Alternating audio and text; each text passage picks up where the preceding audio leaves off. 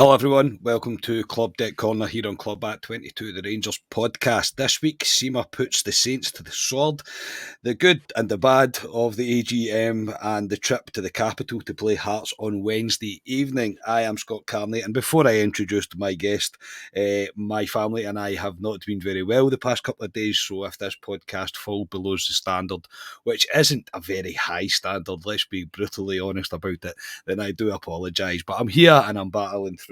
I am Scott Carney, and I am joined by Ali Pearson. You are carrying me tonight, mate. Yeah, I'm just in a door an hour or so. I was in Exeter for work there, but I'm back. But no, there's a few things to talk about Rangers tonight. There is, mate. Yeah, Scotia was due to join us tonight, but he's been held up at work, and due to me probably not going to be awake in an hour, I thought we'll just crack on without him, unfortunately. But he'll be back. Scotia. He'll be back. I think he might be back tomorrow night, actually, for the reaction after the game. He should hopefully be back for that. Unless he's coming up to meet you? No, right, so he'll likely be back tomorrow. But yeah, as I say, shameless plug as always before we get into things. If you could like the channel, like the video, subscribe to the channel, all the usual stuff, share it with your pals. We are pushing towards 6,000 subscribers now on YouTube, which is absolutely bonkers, so we'd really appreciate the support that way. You can join the channel for as little as 99p to support us even further, and you can also buy the podcast a coffee as well as joining the Coffee Buying Legend membership via buymeacoffee.com. All the links are in the description for this podcast. Very much appreciated. Ali, we'll start with the 2-0 win over St Mirren Saturday. Just quickly, mate, we'll go over it. I know we done the reaction video, a very cold reaction video that we done after the game on Sunday because it wasn't particularly warm at all. It was a very, very cold day. But a double from Seema is enough to see us get a kind of much needed win, especially after the disappointment of the Limassol game and the performance as well to go along with that. Two really good goals by Seema. The kind of looked even better once she's seen them back after the game. Really impressive. But same old problems were rearing their head, especially in the first 44 minutes of the match, mate. It was the same old kind of problems. But Seema was definitely due a goal, mate. And he obviously got two. Your thoughts on him, mate, from the game? Because you were mentioning on the way down, and I think maybe in the pub afterwards, you'd mentioned that you'd be interested to see him playing through the middle. And if you look at his second goal, I know he kind of runs off the right, I suppose, to an extent, but you might not have it might be quite a shout, mate, to try Seema through the middle anyway, because he could be a better option than Dessers, dare I say? Yeah, I think maybe you would be a better option than Dessers through the middle, Carney.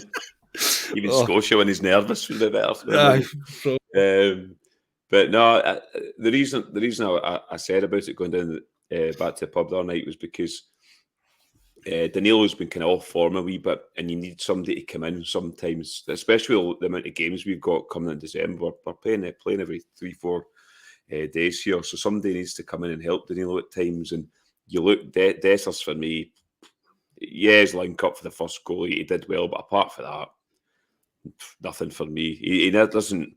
If that was Dessers in front of goal, I wouldn't have confidence in him scoring. Seema for me is he's more clinical in front of goal of the strikers we've got. I would say some of this scored some fantastic goals for Rangers. Seema, he's a top goal scorer out of three of them. So I'd like to see him through the middle just to see what he's like, because you've now got Matondo's back now, so he could play out in the left. I'm not saying play Seema there every week. I'm just saying he's an option there going forward if we pull Danilo out now and again to put Seema there, because he took his 2 goals at the weekend fantastically, and he is clinical in front of goal, Seema. He really is. I mean, the goal against, I'm trying to think who it was. It was one of the games a few weeks ago. He was played in, and he scored the first goal for Rangers at Ibrox, and he put it in the bottom corner. I'm trying to think what game it was, but he was clinical there. And it was another one where I thought he's scoring. And again at the weekend, I thought when he was slipped in McCann, well, yeah, he's putting that away, and he does. So I think Clement said he wants him to be more greedy, if you want to say, instead of looking for the pass a few times. But I'd be interested to see him through the middle. Yeah, I think he's composed as well. I think when he was running through, he was very composed in front of goal. He seems to take his chances more often than not, and I think it's good to keep things fresh with a player the like of Sima. He is direct. He likes to get the ball and take a player on, but it's not hard for a defender to quickly suss it out.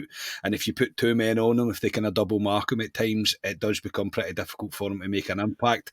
But I thought on Sunday it was much more like him, really much more like him, and I thought his goal was both goals were really well taken, and he's kind of got that in him. I think you can clearly see he likes playing for the club. You can clearly see he likes scoring goals for the club, and yeah, I think you're probably in with a shout with the options that we may have in order to play somebody else on the left. To see what he would be like through the middle, and I do think I think we need as many options there as possible because Kamar Roof is Kamar Roof.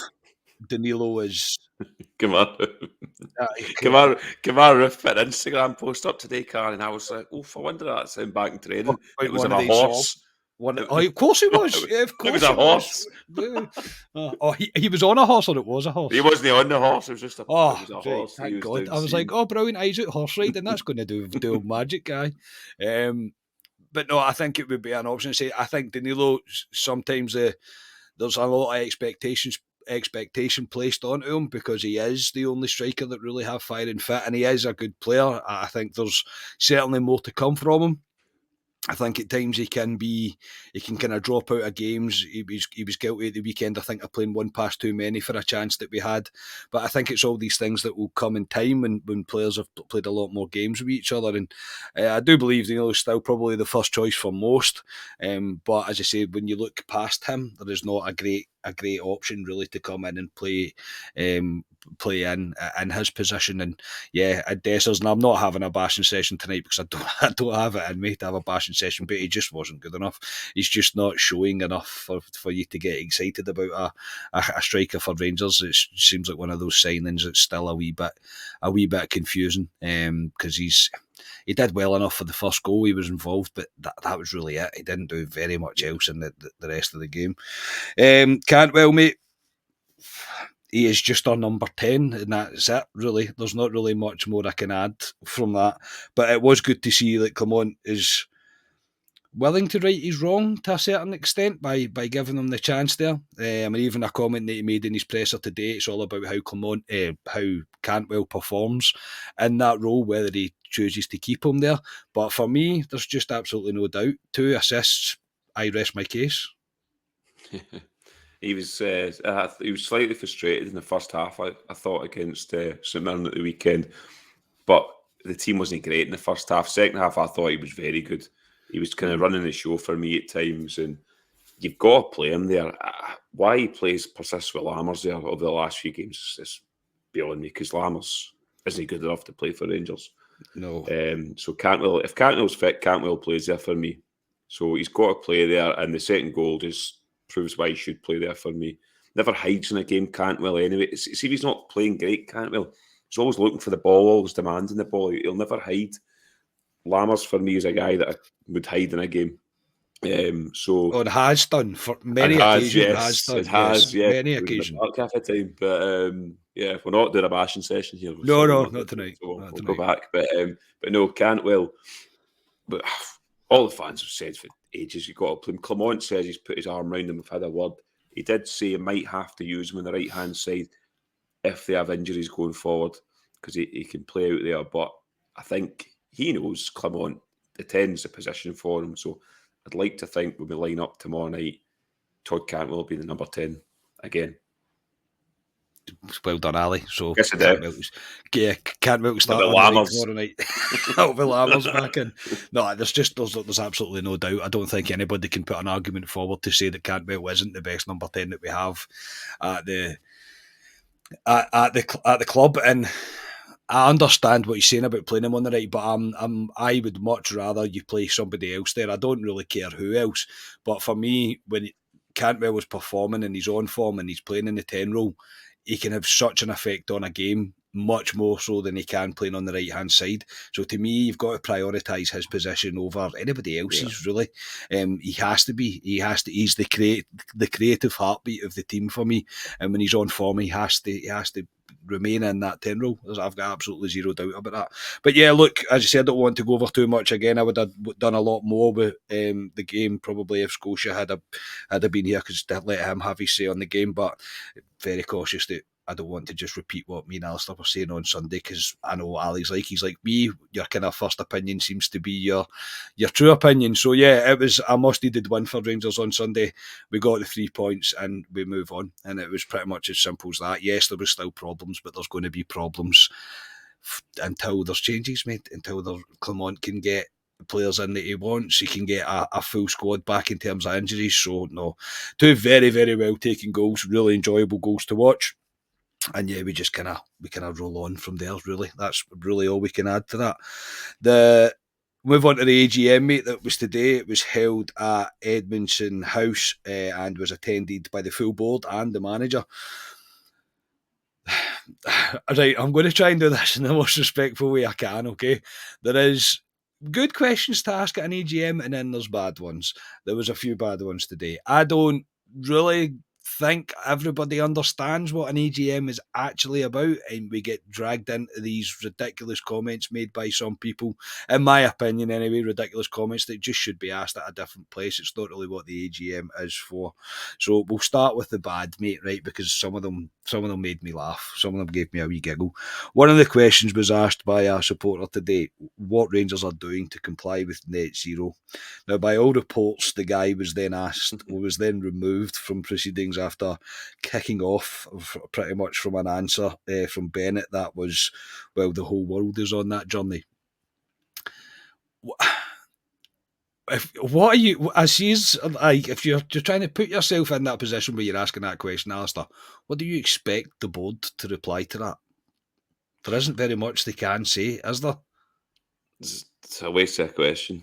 Isn't it? It really is. He's on about you're reducing the carbon footprint. That's the last thing we want to know about is going forward as a football team. I think John Bennett probably answered it correctly in terms of everybody's doing it. The whole world is doing it. Do you know what I mean? But in terms of the AGM today was set up perfectly to be asked questions of why did we make an arse in the summer? Michael Beale, etc., to have a right go at the board because they've made a complete arse of it in the summer. And some of the questions that were asked, Karen, you'll probably want a couple of others. Just I will.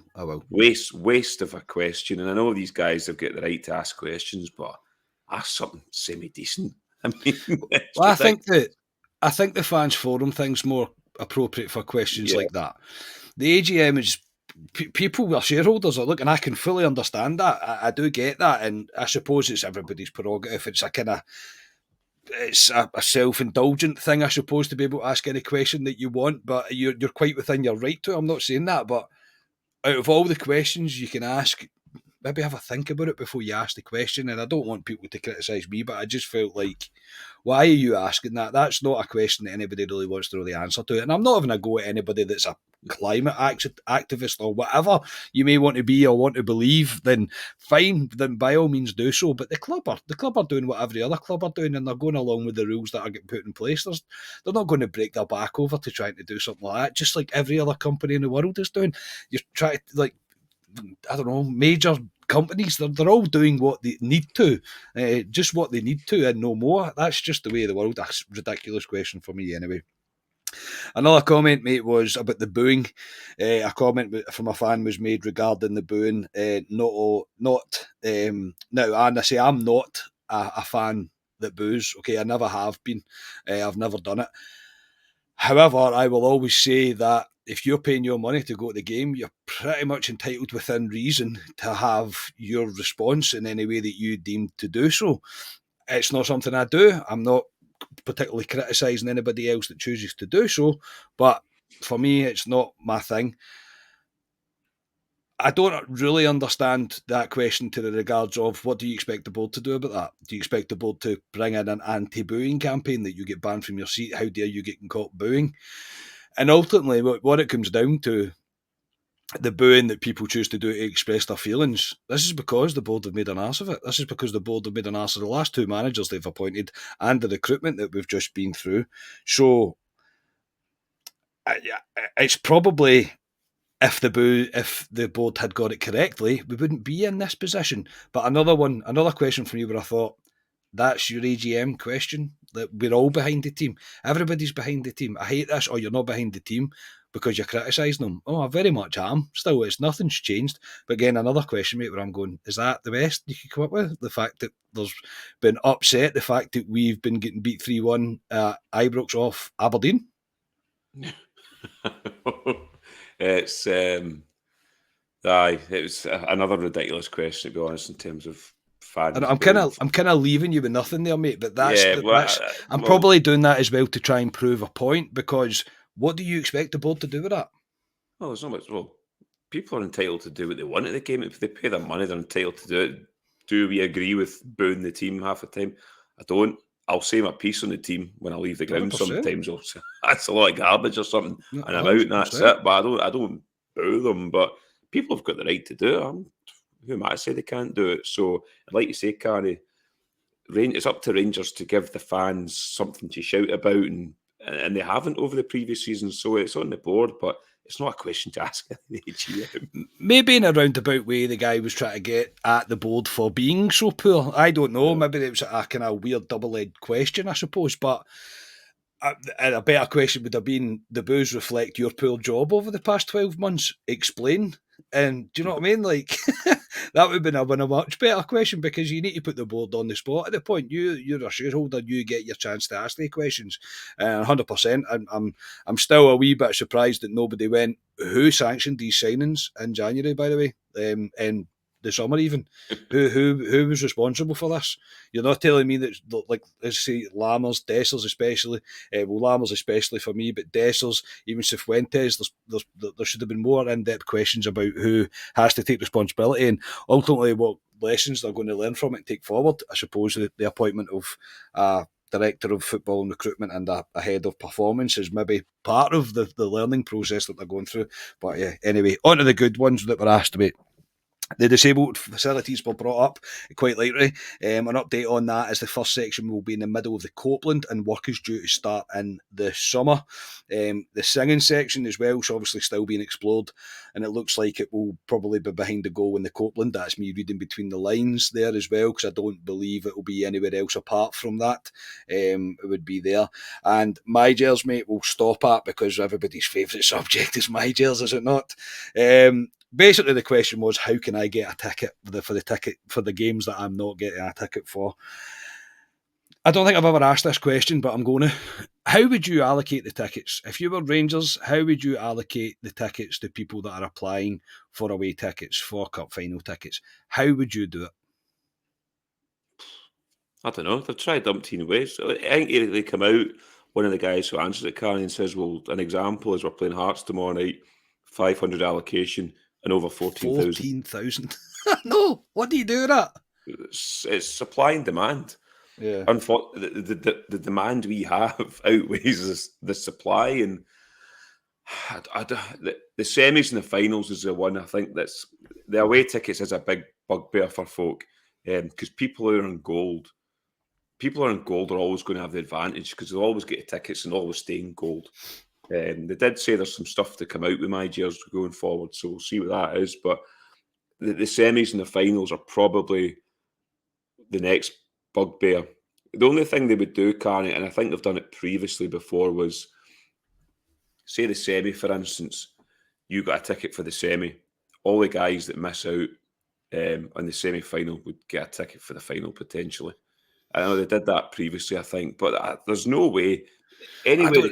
See, for me though, I don't think that's correct. I don't think that is correct to do that. But they had that before. But like, what I'm going to say is, anything they come up with, it's going to be met with people going, I don't agree with that. So yeah, my Gers, I don't really agree with my Gers, to be honest, because it's a money making exercise. It's about how much money can we get out the fans, and where I sit in my Gers, completely selfishly at the moment, I'm sitting where I'm pretty much going to be guaranteed semis and finals moving forward. Well, I am, because of where I sit in my Gers.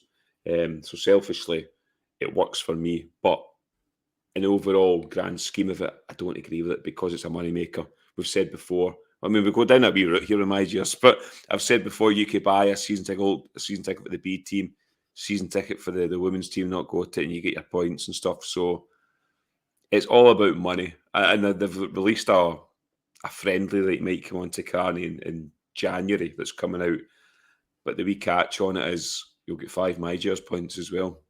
Yeah. Plus your money for the ticket. So it's all about money. Let's be honest about it. Yeah, it is. My Years very much is. I don't think it's perfect by any stretch of the imagination, and I think the tiers for some people are unachievable. I think there's people that have. I think the club kind of forget at times that people have commitments other than Rangers in their life. Now, Rangers is a massive commitment of mine, but I've been to games that I've missed have not been through choice. There's been stuff that's happened that I couldn't go. I've not used my card or whatever. I've not got somebody to use my card. It's not been scanned or whatever. I lose points for that, and I'm like, I don't really understand. I don't agree with that. Yeah. I don't really understand how that's fair. The fact that I couldn't go, but I need to write a sick note every time I can't go to a home game or whatever. But yeah, I think it's one of those ones that they'll forever tinker with it, and I don't think they'll ever come up with the perfect solution.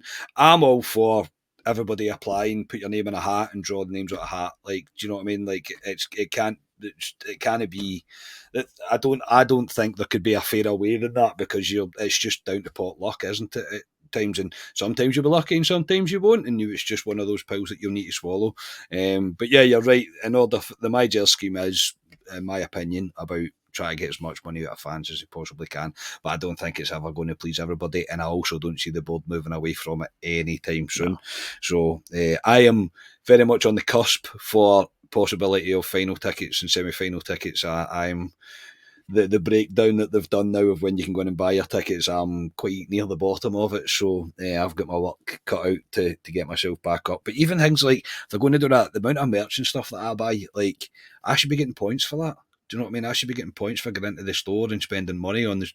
Again, there's no, you don't scan your My Jails card or nothing like that. Do you know what I mean? It's something that I believe that they should look into there.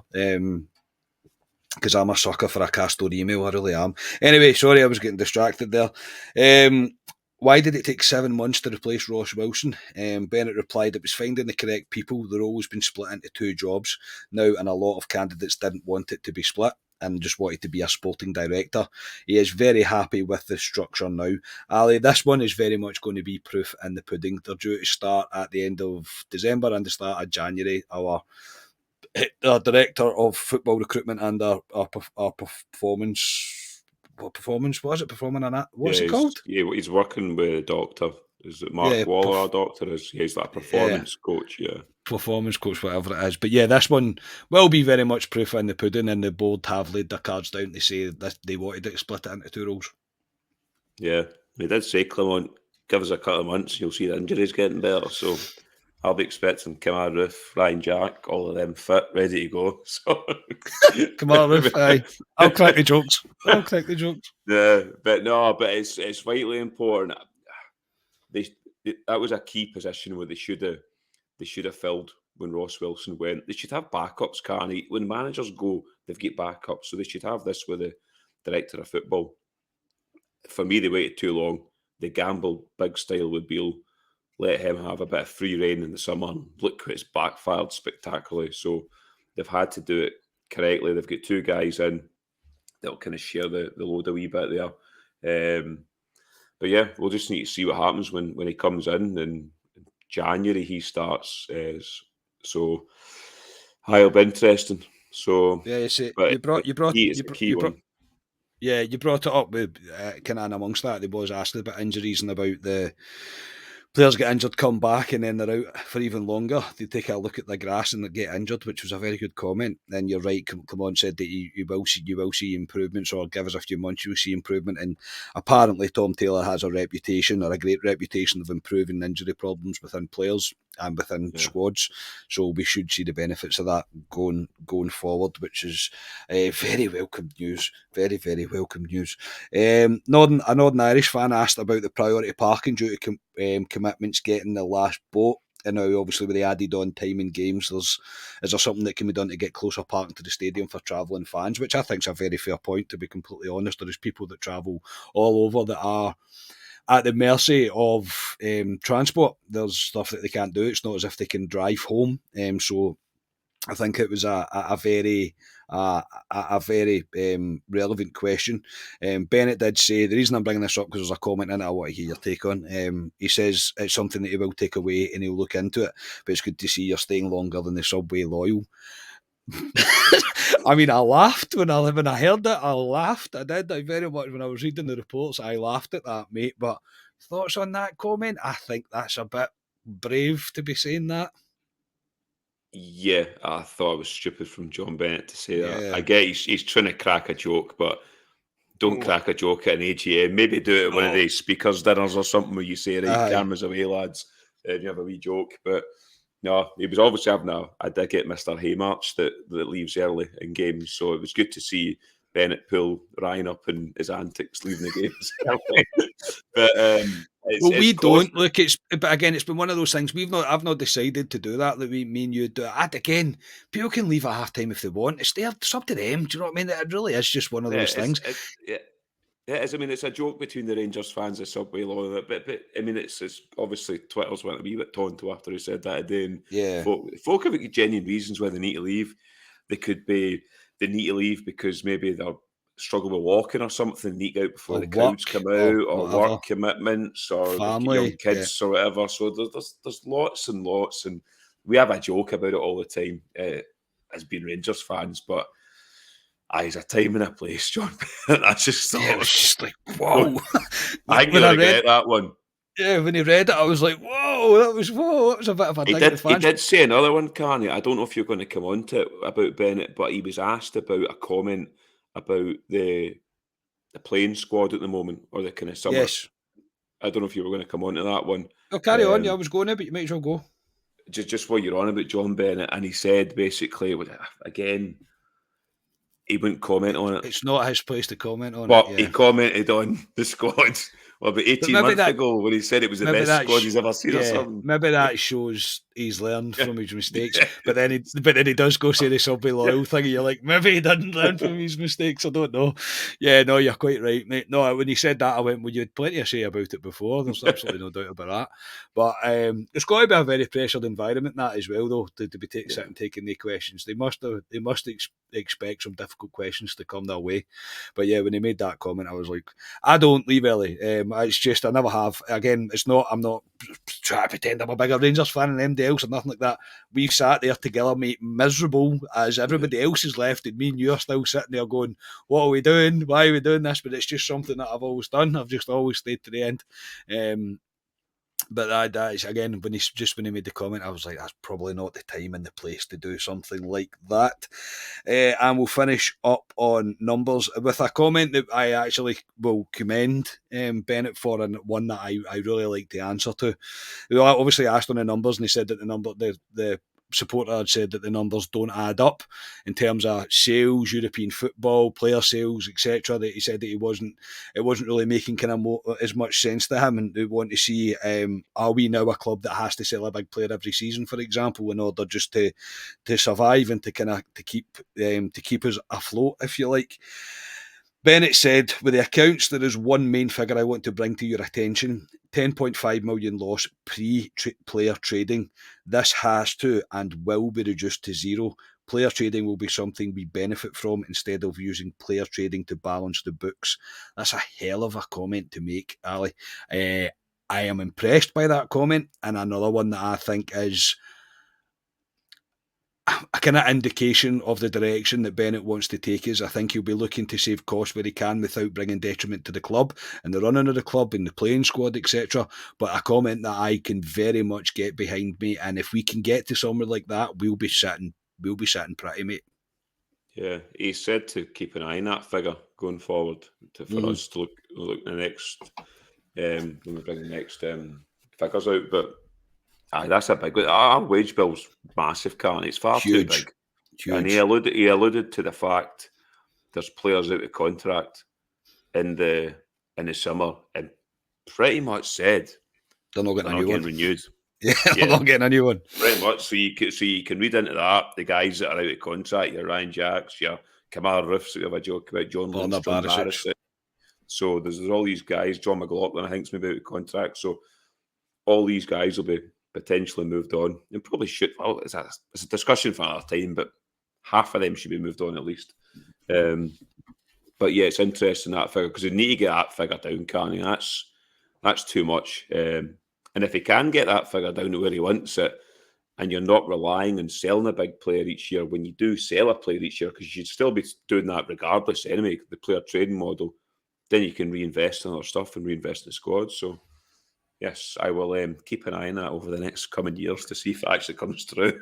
Yeah, no, very much so. But it's one that I think I like the forward thinking in that. I like the plan of to get that down as low as possible, and that's what we should be aiming for. You should be a self-sustaining club. That's what you should be. Breaking even is what you should do, and everything else on top of that would be a bonus.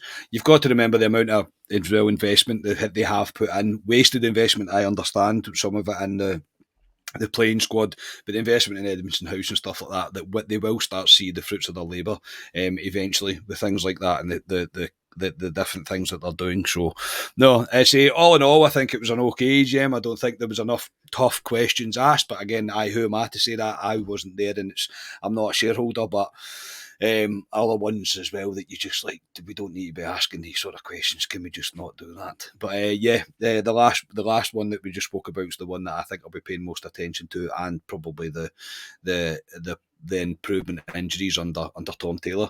We'll move on to the Hearts game, mate.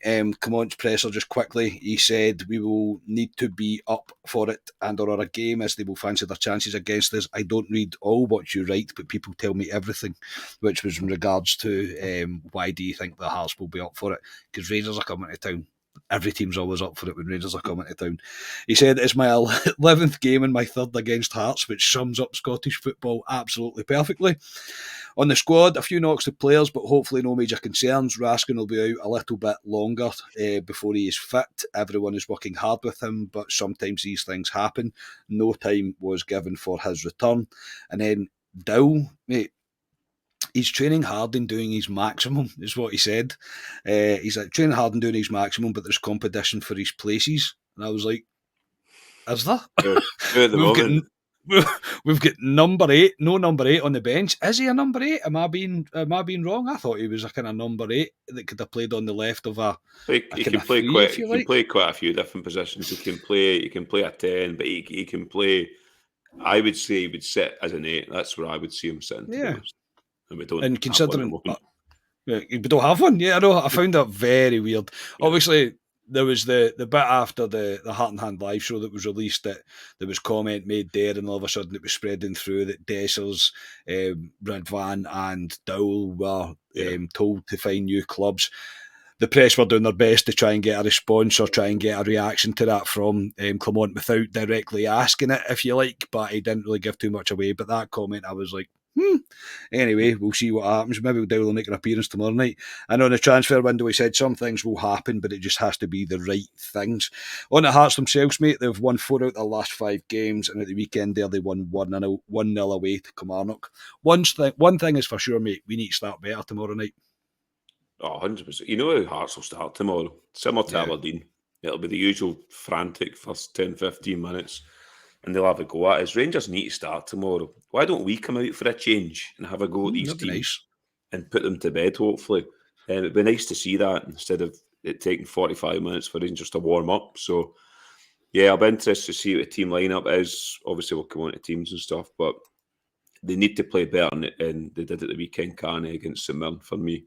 The Hearts had a bit of a weird season, not scoring many goals, Hearts, but they don't concede many goals either, so they're kind of compact, but we've played them twice in the past couple of weeks, so there's nothing new about them. We've played them, so if Rangers play the way Rangers can play, Rangers should beat Hearts, but start for the first whistle, Rangers not after 45 minutes.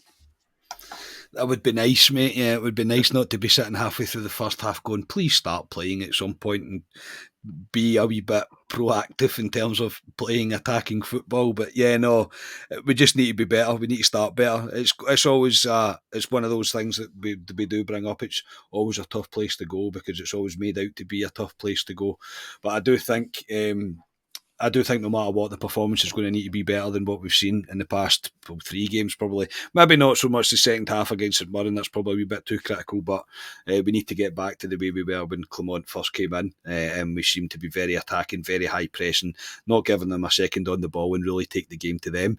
We need to start implementing our game onto teams as I think Clement wants it to happen, which we haven't seen recently. So, yeah, it's always an interesting game to look forward to. It's always one that you have a look for some reason or other. You always look at Pittodrie, Hibs, Hearts, Celtic. You always look at them games to see when they are. But yeah, tomorrow night at 8 p.m. Is it 8 p.m. kickoff? An 8 p.m. kickoff tomorrow night on Sky Sports. You see Sky Sports put up that thing, or they were advertising it and they put the Aberdeen badge up. Did they? Yeah, honestly. You know, one of the things that flashes up, like Hearts v Rangers, and then at the side with the two club badges, the Aberdeen badges on it, and you're like, they could not care less about Scottish football, mate. Yeah. They couldn't care less. So yeah, I say an interesting game, and one that, as I say, we're going to need to be up for, and it's imperative that we start better. We can't be starting slow. So on that, mate, what is your thoughts on the team ahead of the game? Who do you think the starting 11 will be? I think we'll be very similar. There's maybe one position where, what does he do? Because it's Hearts away. Does he? I was going to say shore up a wee bit, but the guy I'm thinking of, no. So I'm going Butland, Tav, Goldson, Balogun. I think will stay there. Barisic, Lundstrom. Now, this is the one where I thought, does he bring Cifuentes in? But I can just see this game being a bit frantic, and I can see him just getting lost in it. So I'm playing Tom Lawrence again. Cantwell's the 10. Seema, Danilo, and McCausland. That's who I'm going to the team. I would say I'm pretty much spot on from that as well, mate. I can't really see any alternative to it. Cifuentes has come in, and again, it's not a bashing, it's actual facts. He's been terrible. He's not impressed at all. He's definitely not impressed me. And a game where we're going to need to be right up for it from the start, then I think it might be wise to keep Lawrence in there. I don't know if Lawrence is the gung-ho number 8 that I would like. I do see him more as an attacking player, but what other options do we have right now? Maybe Dowell will come back in, who knows? I really don't know, but the fact that he's not been on the bench for the last game anyway, when Clement was saying that he's doing his maximum in training, it would suggest to me that Clement's not keen on him. So we'll be, I think it'll be the same. I do. The only change I see is Danilo coming in for Dessers. That's the only change that I would foresee going into tomorrow night. Your score, mate? I think it'll be tight tomorrow night, if I'm being honest. 2-1 Rangers, a Tav penalty. Tav penalty. To go first or the winner? No, I get a penalty first. Penalty first. I'm going to go 1-0 Rangers. Ooh. I think it'll be quite a tense affair. I think it'll be 0-0 at half time. Sorry for my optimism here. I think it'll be 0-0 at half time, and I think Todd Cantwell will get the winner at about 75 minutes, something like that, after we broke down Hearts a bit. But just win, Rangers, please. That's all I would really like, is a win. That would be smashing. So for tonight, Alistair, thank you for carrying me through this, mate. I do appreciate it. I am going to my bed. Appreciate it, mate. No problem. Like I say, look forward to having Rangers back tomorrow night. So, yes, 3 points, Rangers. That's all I ask for tomorrow. That's all I can ask for tomorrow as well, is please win. Just please win. That would be lovely to be sitting here tomorrow night after Rangers winning, bringing a club reaction. So yes, I'll be back with someone tomorrow night, club reaction after full time. I very much hope your team wins. Until then, enjoy your Wednesday, enjoy the game, and thank you for tuning in. We are Club at 22, the Rangers podcast. Cheers, everybody.